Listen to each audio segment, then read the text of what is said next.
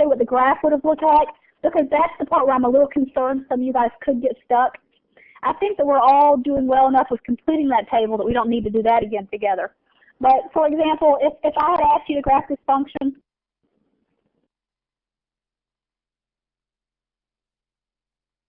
and you made yourself a table, x and y, this is what the book already has, so we'll just go off it. -2, -9.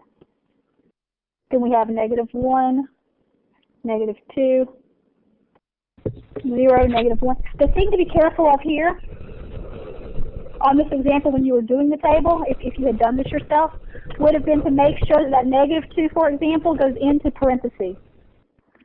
So notice how the 2's are having different numbers. The reason is because with a cubic, that negative didn't go away. You know, a -2 cubed minus a 1 is -9. Because you got, a negative minus a 1. To graph it, though, let's see what we'd have together. Because that's the part when you can, let's see, we have, I'm just going to make my axis.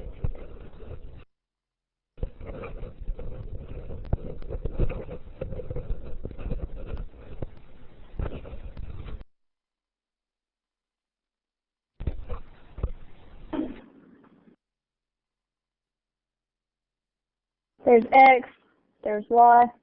Okay, -2, 9. So we go out 2, 1, 2 to the left, down 9. So that's something like this. -1, -2, that's something like that. 0, -1, 1, 0. So let's see, I'll go over 1, up 9. 2, 7. Wait a second. Okay, I want to make, okay. 2 and then up 7. I think that's there. So see how with the curves it can be a little trickier with what's happening? But what you know is you connect it left to right. You know you got to get to that point. So I'll connect this part. And in here, I guess it would be really hard for you to know which way it was going. I'm wondering how they're wanting us to definitely know that. Can you kind of see that it would at least be going up to get to the other point? It'd go over, like that. Now, why would you know to not make it a straight line? How many curves do you know you have? So you know at the middle part of the picture, you're pretty likely to have some curves happening when you connect those dots, right? So that's what I would recommend. Okay, try to fill them the best you can. Don't get too frustrated in the back if you're having trouble with them. But you got to connect them so they make sense and make the curves show, because they're going to. So in the middle of that one, we had 2 curves showing. If you'd done them upside down a little bit, I'd probably still give you credit, because at this point in the class, I couldn't expect too much more from you. So as long as you show me there are curves, even if you mess up just a little bit and make it go down when it should have gone up, I won't penalize you. I'll probably draw it in with my red pen so you'll see. But on the table, there wasn't an official way to know.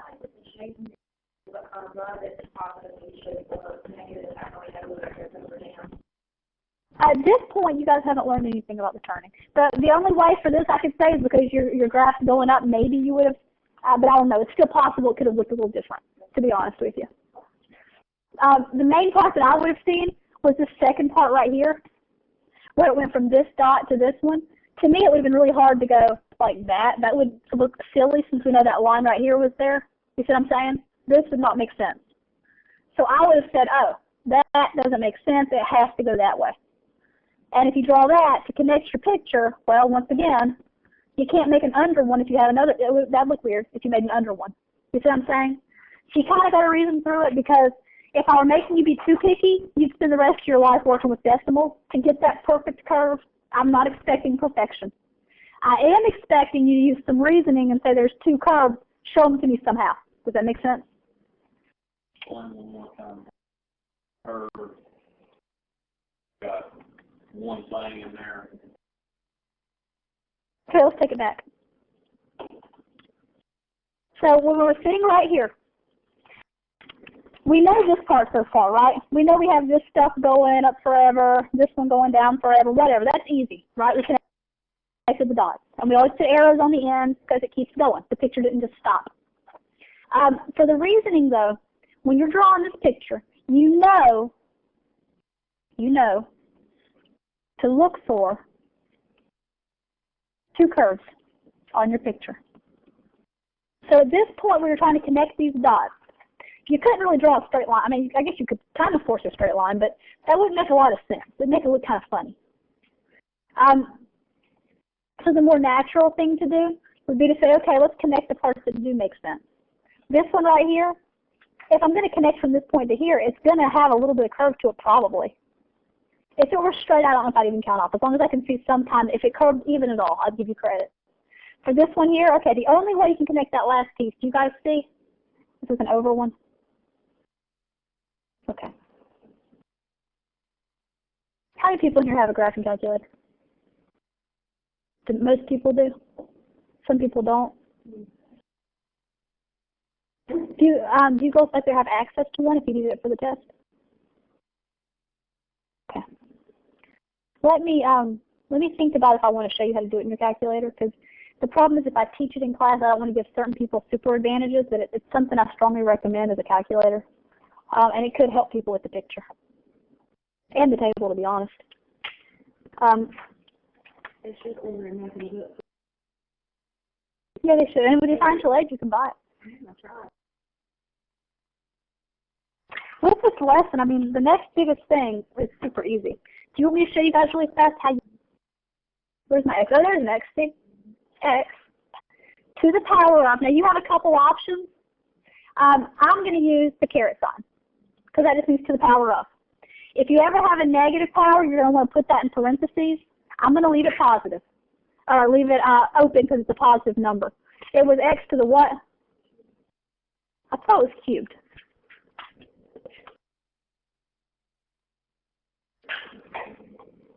It was what? Cubed 3. Why is my thing doing this? I don't know why my view is so crazy.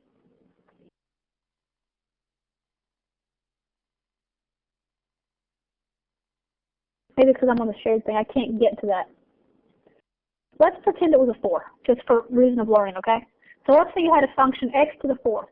You hit x, which is that variable button on the second column right below the word mode, and then you hit the little caret thing on the far right below clear. I'm using 4 because my calculator screen's messing up, I guess because I'm on remote login to my computer. But then I'm gonna like say maybe it's -7, okay? X to the 4th minus 7, that's what we've got here. So if I wanted to see the picture of it, well, I could say graph. That makes sense, doesn't it? Oh, look, I can see the shape. If I wanted to check my table, see the part that says table? Let's see, where is it? See in blue right above graph? How do I activate something blue on these graphing calculators? Second, the blue button? Okay. And if it's a different color like yellow, well then hit the yellow button to activate the yellow words. Check that out. You can use your scrolling thing, like going up and down, to see different numbers in the table. So this can save you a lot of time. Now on the test, for at least if you're going to use your calculator to make your tables, that's probably okay with me. I'd like to see at least one time that you show me you know how to do it by hand. And then on the other problem, you can just show me the table and say put in calculator, okay? Practice both if you're planning to use the technology to help you make your table or your graph. Now on the graph, let's hit that button again, graph. On the graph, notice something for me, guys. It's not super specific. And as far as you're concerned, you always want it to be on a standard window until you take a higher level math class. In this class, we won't need to play too much with the window, at least not right now. So when you're looking at it, it's not being too specific. You'll have to use the table to label me a pretty graph on the test, but you can at least check your work here. Now, if your picture ever looks bad, this is how you get to a safe place.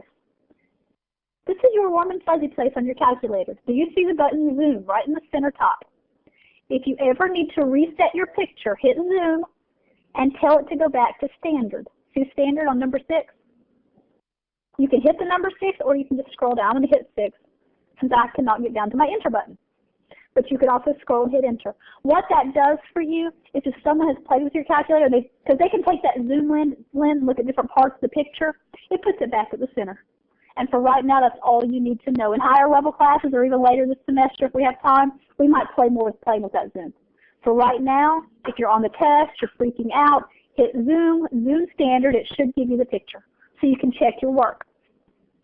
And for the table, obviously you don't get this thing right here, but you can at least hit second table. Okay.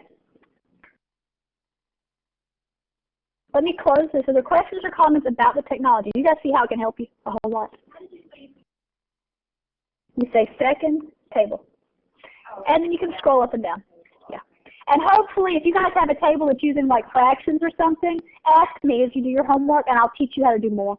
I don't want to throw too much knowledge at you your first time right now because you have enough stuff on your plate. But we can change things like what numbers are going in. We can be more controlling if we want to be.